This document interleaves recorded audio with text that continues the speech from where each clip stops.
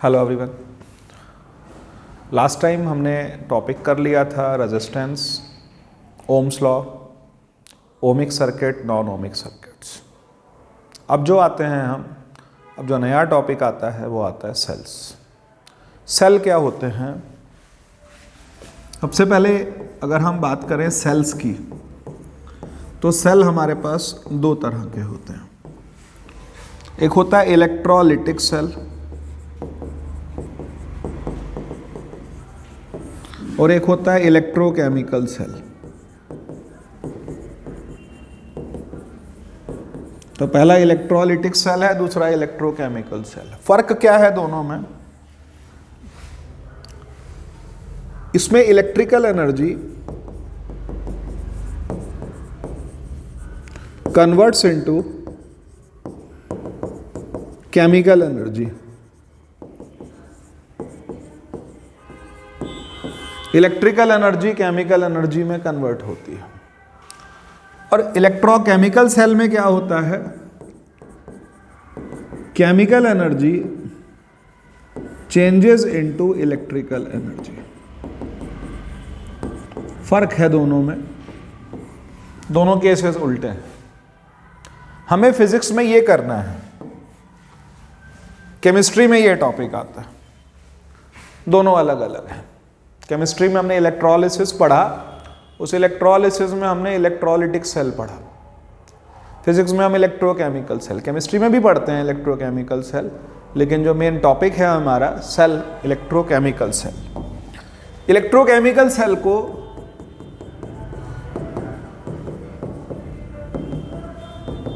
इसको हम galvanic cell भी कहते हैं।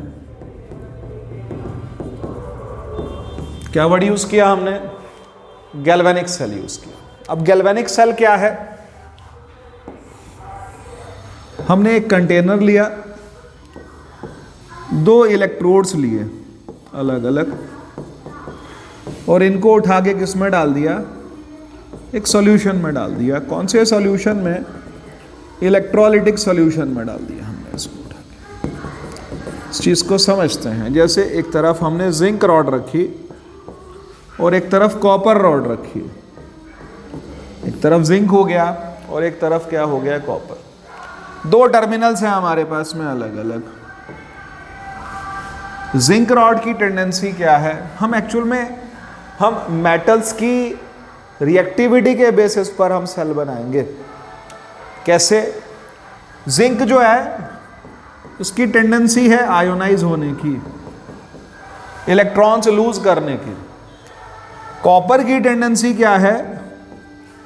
कॉपर की टेंडेंसी है इलेक्ट्रॉन्स को एक्सेप्ट करने की। तो एक तरफ इलेक्ट्रॉन लूज करने की टेंडेंसी आ गई और एक तरफ इलेक्ट्रॉन एक्सेप्ट करने की टेंडेंसी आ गई। जिंक ने क्या किया?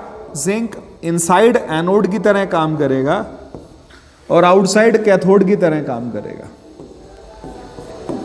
जो एनोड है उसने नेगेटिव चार्ज डेवलप किया सरफेस पर। क्यों नेगेटिव किया? क्योंकि जिंक जो है वो क्या करेगा? जिंक आयन बनाएगा। ये थोड़ा समझना जरूरी है।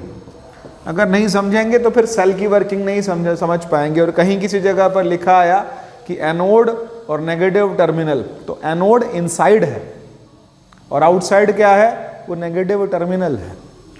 कैथोड इनसाइड है और ऊपर आकर के क्या है?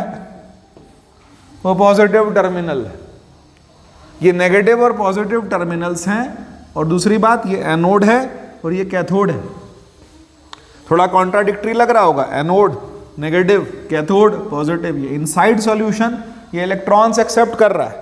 इलेक्ट्रॉन्स एक्सेप्ट कर रहा है तो ये हमारे पास कैथोड हो गया, लेकिन इसने इलेक्ट्रॉन्स एक्सेप्ट करने की टेंडेंसी अंदर, ऊपर यहाँ पर क्या चार्ज आ रहा है? पॉजिटिव। इसका मतलब ये कॉपर आयंस यहाँ आकर के इसको क्या चार्ज दे रहे हैं? कहता है कॉपर आयंस यहाँ आकर के चार्ज दे रहे हैं पॉजिटिव वाला। कॉपर आयंस यहाँ आके पॉजिटिव चार्ज दे रहे हैं। कॉपर आयंस यहाँ आके पॉजिटिव चार्ज देंगे तो सरफेस पर पॉजिटिव चार्ज आएगा। और यहाँ पर जिंक जो है वो जिंक आयंस दे रहा है और सरफेस पर नेगेटिव चार्ज डेवलप कर रहा है। और ये हमारे पास, अब इस चीज को हम यूज करेंगे। यही हमारा सेल है। अब सेल कैसे काम करेगा जरा इस चीज को भी देखते हैं।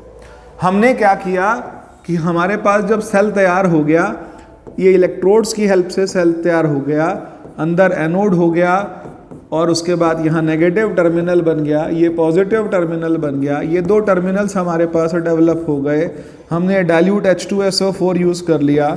इसके बाद क्या है, ये सेल ऐसा बन गया,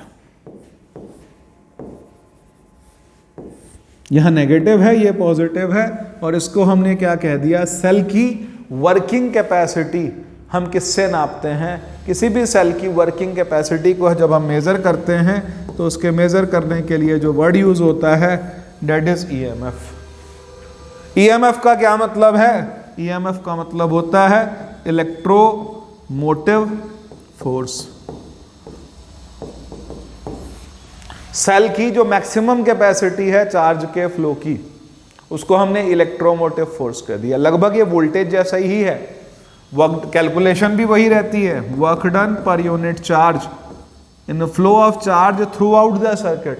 थ्रू आउट द सर्किट का मतलब होता है सर्किट के अंदर भी और सर्किट के बाहर भी, सेल के अंदर भी सेल के बाहर भी, बाहर के सर्किट में भी और अंदर के भी सर्किट में, दोनों में जब करंट फ्लो होता है तो उसका जो वर्क डन होता है per unit charge that is called EMF. उसके लिए जो वर्डिंग आएगी वो हमारे पास क्या आती है, ईएमएफ आती है। अच्छा, अब ईएमएफ का क्या केस बनता है, जरा इस चीज को भी ले लें। हमारे पास ये सेल हुआ, ये सेल का रिप्रेजेंटेशन हुआ, इसके साथ हमने एक छोटा सा रेजिस्टेंस भी बनाया और एक बड़ा सर्किट भी बना दिया। इसे हमने क्या कह दिया, रेजिस्टेंस। कौन सा रेजिस्टेंस, ये एक्सटर्नल रेजिस्टेंस है। इसको हमने क्या कह दिया, इंटरनल रेजिस्टेंस। और यहां पर हमने क्या बना लिया, छोटा सा ये सेल बना लिया। ये सेल का इनसाइड है, ये सेल का आउटसाइड है। दो चीजें हो गई, एक हो गई इनसाइड और एक हो गई आउटसाइड। तो कहता है सेल कहां काम करता है, सेल बाहर भी काम करता है और अंदर भी काम करता है। जैसे आप लोगों को पढ़ाना हो, सब बच्चे बाहर बैठे हों, मेरे पास बैठे हों, तो बच्चों के थ्रू भी एक कॉन्सेप्ट ले जाना है। तो एक कॉन्सेप्ट मुझे बच्चों को समझाना है, बच्चों को समझाने के साथ साथ मुझे खुद भी तो अपने अंदर से समझना है। अगर मैं खुद नहीं समझ रहा हूं उस चीज़ को तो मैं आपके थ्रू कैसे फ्लो कराऊंगा। उस चीज़ को मुझे भी तो थोड़ा सा सोचना पड़ेगा कि मैं क्या बोल रहा हूँ, व्हाट आई एम स्पीकिंग। तो इसका मतलब क्या हुआ कि मेरे अंदर से भी जा रहा हो और आपके अंदर से भी। या कोई काम करना है तो पहले मुझे खुद को तैयार करना है, फिर मैं सामने से काम करवा सकता हूं ना। सेल को पहले अंदर भी करंट फ्लो कराना है, सेल को बाहर भी करंट फ्लो कराना है। अगर सेल दो जगह करंट फ्लो करा रहा है तो इसका मतलब क्या हो गया, total work done is equal to work outside plus work inside. इस कॉन्सेप्ट को बहुत अच्छे से समझ लीजिए, सेल कभी नहीं भूलेंगे आप। सेल को दो जगह वर्क करना पड़ रहा है, इनसाइड और आउटसाइड। तो कहता है total work done divided by charge. पूरे से किससे डिवाइड कर दिया आपने, चार्ज से डिवाइड कर दिया। Total work done divided by charge, उसको आपने ईएमएफ कह दिया। आउटसाइड का मतलब इसको आपने टर्मिनल वोल्टेज कह दिया। इनसाइड के लिए मेरे पास क्या आ गया, स्मॉल वी। थोड़ा सा एनर्जी लॉस इनसाइड भी होगा। मान लीजिए मेरे दांत में दर्द है, मेरे दांत में दर्द है तो मैं क्या क्लास ले पाऊंगा, या लूंगा भी तो कैसे लूंगा क्लास, ऐसे ही जस्ट बेटा अपना काम कर लो, थोड़े से न्यूमेरिकल प्रैक्टिस कर लो, एक शीट डिस्ट्रीब्यूट करा दूंगा, मेरा आउटपुट कम हो जाएगा।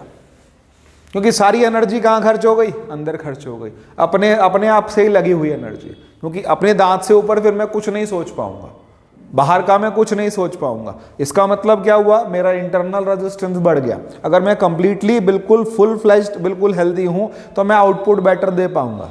सेल का भी यही केस है। सेल को करंट कहाँ फ्लो कराना है, अंदर भी और बाहर भी। मान लो सेल के अंदर ही कहीं ब्लॉकेज आ गया तो सेल के अंदर ही कहीं करंट नहीं फ्लो हो पा रहा, या जो इलेक्ट्रोलाइट है वो कैसा हो गया, वो सॉलिडिफाई हो गया, या उस इलेक्ट्रोलाइट के अंदर आयंस कम हो गए, या फिर जो इलेक्ट्रोड था वो इम्प्योर था तो उसकी वजह से करंट आना क्या, या उसके अंदर छोटे छोटे लोकल सेल्स बन गए तो करंट आना बंद हो गया या करंट आना कम हो गया। तो इसका मतलब हमारे पास जो आउटपुट मिल रहा है हमें इससे मतलब है। तुम्हें मेरे दांत दर्द से थोड़ी ना मतलब है, तुम्हें तो अपनी पढ़ाई से मतलब है। तुम्हें अगर आउटपुट नहीं मिलेगा तो तुम्हें लगेगा आज सर ने अच्छा नहीं पढ़ाया, मजा नहीं आया।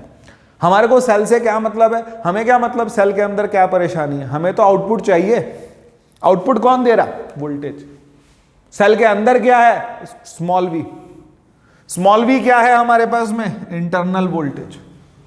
तो इसका मतलब E इज इक्वल टू कितना आया है, I into capital R plus I into small r।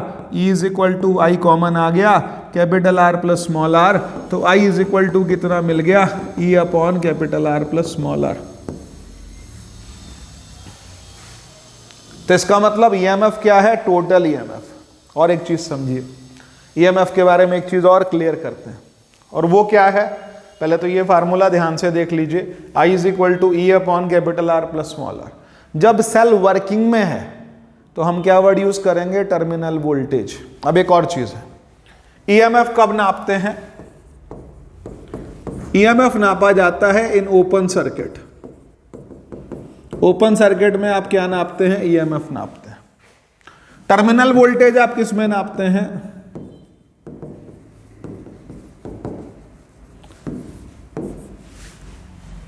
तो कहता है टर्मिनल वोल्टेज नापते हैं व्हेन सेल इज वर्किंग। कि आउटपुट क्या है,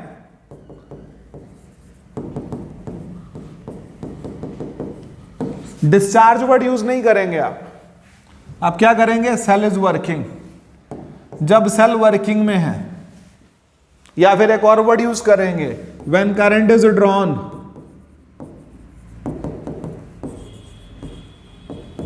फ्रॉम सेल। आप सेल से करंट ड्रॉ कर रहे हैं, उस केस में आप क्या मेजर करेंगे, V। गाड़ी के ऊपर लिखा हुआ है, गाड़ी के मैनुअल में लिखा हुआ है 65 किलोमीटर पर लीटर। तो क्या 65 किलोमीटर पर लीटर कोई एक्टिवा देती है, नहीं देती। खरीद के लाते हैं 50 किलोमीटर पर लीटर, लिखा गया था 65 किलोमीटर पर लीटर। तो इसका मतलब क्या हो गया कि उसके ऊपर जो लिखा है वो क्या है, वो स्टैंडर्ड। फिर वो लोग क्लेम देते हैं, आजकल जो इलेक्ट्रिक व्हीकल्स आ गए हैं उनके लिए बोलते हैं रोड्स कंडीशंस ऐसी हो तब इतने किलोमीटर चलेगा। तो भैया रोड कंडीशंस तो ऐसे ही रहेंगी, कोई खास इंडिया में फर्क अभी तक तो नहीं आ रहा, और आएगा भी तो उतने थोड़ा बहुत फर्क आएगा। इमीडिएटली सारी सड़कें तो ऐसी नहीं हो जाएंगी जैसे किसी और कंट्री की हैं। तो इसका मतलब क्या हो गया कि इसका मतलब यह है कि आपको इन्हीं कंडीशंस में चलानी है, और इन कंडीशंस में अगर गाड़ी ने लिखा है, अगर कंपनी ने लिखा है कि 350 किलोमीटर चलेगी, तो आप अपने आप हिसाब लगा लो भाई 250 ही चलेगी। 250 के बाद कॉन्शियस हो जाओ कि गाड़ी की वोल्टेज क्या है या उसकी जो बैटरी है वो कम होगी। तो इसका मतलब लिखा कितना है 350, और एक्चुअल में कितना है 250। आपने जो लिखा है वो क्या है, EMF। और उसके बाद फिर डिस्क्लेमर क्या है, डिस्क्लेमर यह कि इंटरनली भी तो वोल्टेज यूज होती है। तो ये हमको प्रैक्टिकली समझना है कि जब सेल को ओपन सर्किट में लिया तब आपने क्या बोला, EMF, total work done per unit charge, वो EMF है। और जब टर्मिनल वोल्टेज कैलकुलेट करना है तो work outside upon EMF upon charge है। वर्क आउटसाइड अपॉन चार्ज वो हमारे पास क्या हो गया, टर्मिनल वोल्टेज। दो चीजें हो गई, EMF और दूसरा हो गया टर्मिनल वोल्टेज। इसको हम निकालते हैं I into capital R external resistance के लिए। इसको हम निकालते हैं I into capital R plus small r। ये दो चीजें अलग अलग हो गई, ये दोनों को इंक्लूड कर रहा, ये सिर्फ एक्सटर्नल को इंक्लूड कर रहा कि भाई आउटपुट कितना आ रहा। अच्छा, और आगे चलते हैं, नेक्स्ट पॉइंट लेते हैं। नेक्स्ट पॉइंट क्या आएगा हमारे पास में कि फार्मूला लिखा था मैंने, I is equal to E upon capital R plus small r। I into capital R plus I into small r is equal to E हो गया। V plus I into small r is equal to E हो गया। तो V is equal to E minus I into small r हो गया। V को हम क्या कहते हैं, टर्मिनल वोल्टेज बोलते हैं। थोड़ा और सिंप्लीफाई कर लेते हैं इस फार्मूला को। सिंप्लीफाई तो क्या ही होगा, थोड़ा सा इसको और समझने की कोशिश करते हैं। I into R is equal to E minus V, तो small r is equal to E minus V upon I। इसके बाद हम क्या लिख सकते हैं, हम एक काम और कर सकते हैं, small r is equal to 1 upon I बाहर रख दिया, 1 अपॉन I बाहर रख दिया, E माइनस वी हो गया। इसके बाद मैं इसको ऐसा भी लिख सकता हूं, अगर V कॉमन आ गया तो V की जगह IR,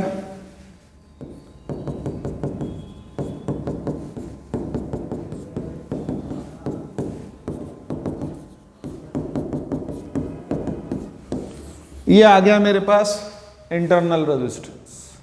तो ये छोटा सा कॉन्सेप्ट हमने आज समझा EMF का, सेल का, और इंटरनल रेजिस्टेंस का। Thank you.